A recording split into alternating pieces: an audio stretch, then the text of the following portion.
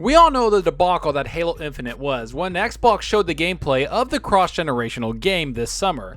It was met with a lot of negative criticism, especially when it comes to the graphical fidelity and performance. There was textures that really didn't match the quality people are used to in a Halo game. The pop-ins on entire mountains and a bunch of other visual missteps really set the game back by a lot.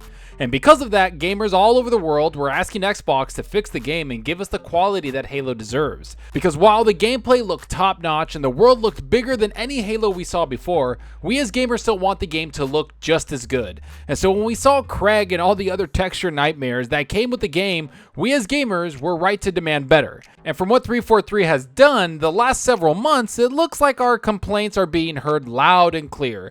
Now we all know that 343 Industries demoted or had people leave high-level positions in Halo Infinite's development, but now with some new leadership and a massive delay of the game, it seems that 343 and Xbox are finally on the right track.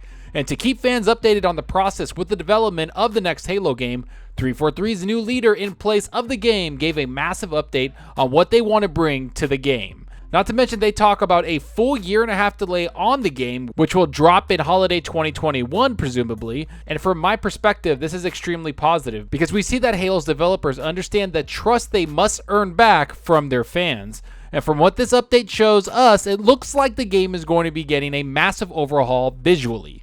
And that's something I really wanted to talk about because I want Halo to be one of the best games to come out. It deserves that because it's one of the biggest franchises in all of gaming. And the visuals we saw in that demo didn't impress many people. So when I hear the developers being honest about that and also talking about the graphical update they're implementing, I truly get excited. Because this is exactly what Halo Infinite needed, and it's great to see developers being open and critical about their own work. But most of all, it's keeping us gamers informed on the progress that the game is having. So let's get into this massive write-up and let's see if Halo Infinite is going to be resurrected and given the time and care and detail it deserves. But before we get into that, first, if you like the video, hit that subscribe button and that like button. The support is greatly appreciated. Alright, enough of that. Let's get into this interview and information drop that really does shine a lot of light on the Halo single player aspect, not to mention the multiplayer screenshots. So here's the first question that was brought up to the developers at 343 and how they're going to approach the visuals in the next game. Back in July, our teams pulled together a slice of representative gameplay that introduced fans to the expansive nature of this new ring world, and we got the first look at Master Chief using the grapple shot and various weaponry to take on the Banished. Despite excitement around the gameplay, we knew we had plenty of work left to do on the art and graphics side. Can you speak a bit about the demo and the team's perspective? Here's what the developer had to say. The primary goal for the campaign demo in July was showing Halo Infinite gameplay for the first time. While that aspect generally landed as we wanted, the reality is that the art and visuals weren't at the bar we hold for Halo, even a work in progress state. Much of the feedback we heard from the community aligned with our own views and work we were already committed to doing around things like indirect lighting, material response, foliage and tree rendering, clouds, level of detail transitions, and character fidelity. Still, the feedback was humbling and it also pushed us to look at additional opportunities for improvement. It really is a privilege to work on a Halo game. We have such a strong community who care so deeply about the Halo franchise and who we can always rely upon to provide valuable feedback on every aspect of our products. It's not always easy to hear, but we truly appreciate the community's passion, which drives us to be better. Okay, so right off the bat, I have to say that the amount of self-awareness is amazing because any developer or person trying to sell you a product could lie and talk about the positives that they showed during the gameplay. But instead they bring up all the things we as gamers criticized them over. Things like indirect lighting, material response pop-ins with mountains and clouds, but most importantly, the level of detail and the character fidelity. All of these things were the main problems with the Halo Infinite gameplay showing. It wasn't the gameplay or the way the gun sounded or felt or how fluid Master Chief moved in the game. All of that was great, and they point that out in the interview. The gameplay mechanic was great and everyone seemed to enjoy that. It was just the level design graphically that was put into question and talked about. And don't get me wrong, I was one of the people that loved the gameplay showing. I loved how fluid it looked and how the guns felt to the gameplay. I loved the world design and how we can explore a Halo ring anytime we want. But I also saw graphics that could be massively overhauled. I saw that the world and the gameplay looked fun, but they needed to hone their vision and bring the game the level of detail it deserves. And it's something that another developer continues to say here.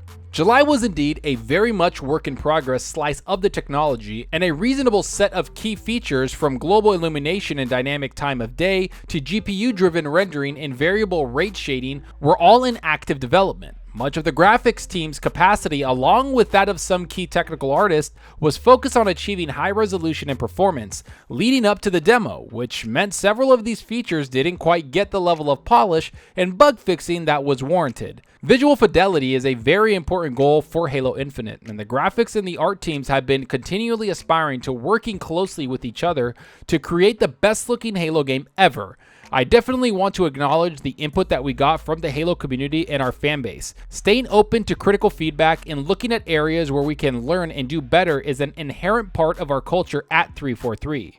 And this is where I find the best information from this open form of communication from 343. They not only talk about the negative gameplay reveal, but they also say that they're going to improve with the gameplay. Not just some small fixes, but huge graphical overhauls that will make the game look completely different. And sure, it will have some of the same features as we saw with the gameplay demo back in July, but the overall breadth of features in the game weren't ready when they showed the game, and it's going to take a very long time for them to fix those problems. Hence why they delayed the game for over a year, and why they made this open form of communication with the Halo community. But let's be real, it's the Xbox community, because Xbox is very much identified with Halo.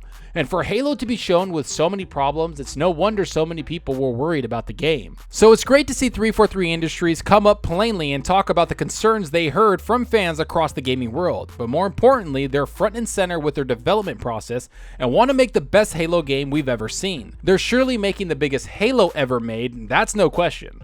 Especially with the open world mechanics and the crazy amount of content that seems to be in the game. But that detail and the graphics of the game need to be worked on, which is something that the developer talks about here. On the graphics technology front, we have made improvements along the fixing bugs that were inherent to some of the techniques, as well as iterating and polishing the features that were still in development. Some of the key areas of progress include better quality of global illumination, ambient occlusion, shadows, volumetric lighting, sky, and atmosphere. We have also addressed issues with our GPU-driven rendering and texture streaming solutions that should mitigate the LOD popping and texture quality issues that were prevalent in the July demo. There is more to be done, of course, and we are actively partnering with Niels and Sparth's team to drive the visual quality forward from both an engineering as well as an artistic front. Again, this all seems like a lot of technology just wasn't ready to be shown during the summer gameplay trailer, and a lot of that is on the developers. They should have been honest and told Xbox earlier that they need to delay the game and get it where it needs to be. And from the looks of it, they did just that after the whole world saw the problems it had. Which I'm glad they did, because I can't wait to play Halo, and it getting delayed did bum me out, but seeing all these developers working hard on the game makes me very happy, because they want the game to be great. And from the looks of it, the campaign, story, and gameplay is amazing, according to the new leadership. My first week on the job, I played the entire Infinite campaign, twice. I was, in a word, stunned in the best possible way by what the team had done. Infinite is by far the most expansive and vertical Halo world ever. Why did the team do this? Because they understand that wonder and freedom are key in the Halo experience. I could feel the classic Halo 30 seconds of fun beating at the heart of Infinite's world, but I had never felt more powerful, more mobile, more in command of a rich set of tactical choices.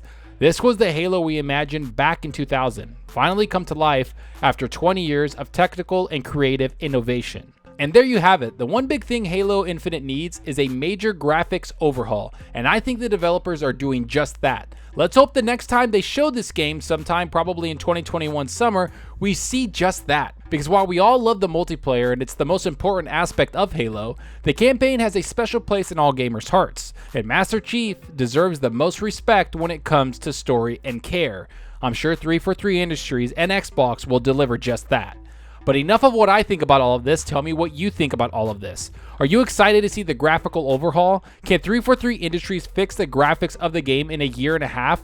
Did the delay disappoint you like it did me? Are you glad they delayed the game? Do you like the screenshots they showed from this new graphical overhaul? What part of the interviews did you like the most? Can they pull off a good game after a massive delay? Will this push the Xbox Series X console to its limits? Go down below and let me know. And I hope you enjoyed the video, and if you did, please hit that subscribe button and that like button. The support helps out the channel more than you know. And give me a follow on Twitter at Zocker87. I'm always on there talking games and sharing my latest videos. Plus, I love interacting with everyone there, so get on Twitter and let's talk about gaming. Also follow me on Xbox Live. My gamertag is Zocker87, just like my channel name. See what games I'm playing, and let's compete in achievements for the month. Right now, I've been playing a lot of Immortals Phoenix Rising. That game is so fun. The game is just so beautiful, open world. There's so much to do. The combat is just top notch, and the character design and the enemy designs are just fun. I really like Greek mythology, and honestly, this just took it to a whole new level. It doesn't take itself too serious, which I love. There's been a lot of serious games we've been playing lately. I know Cyberpunk's pretty serious in story, Assassin's Creed is pretty serious in story, and Mafia 3 is serious in story. So is Demon's Souls and Spider-Man. All these games are very serious, but this game is just very lighthearted and fun. So I'm having a lot of fun with that, and I'm probably going to beat this and then either jump into Valhalla or Cyberpunk. We'll see which one I get in there. But tell me what you're playing. Go down below. I'd love to hear about what people are playing, and I love hearing what games you're playing on what system. Just let me know. Are you on PC, Xbox, or PS5? Let me know the games you're playing, and let's talk about gaming. And that's all for now. Thanks for watching, and until next time, remember, enjoy your gaming. Later.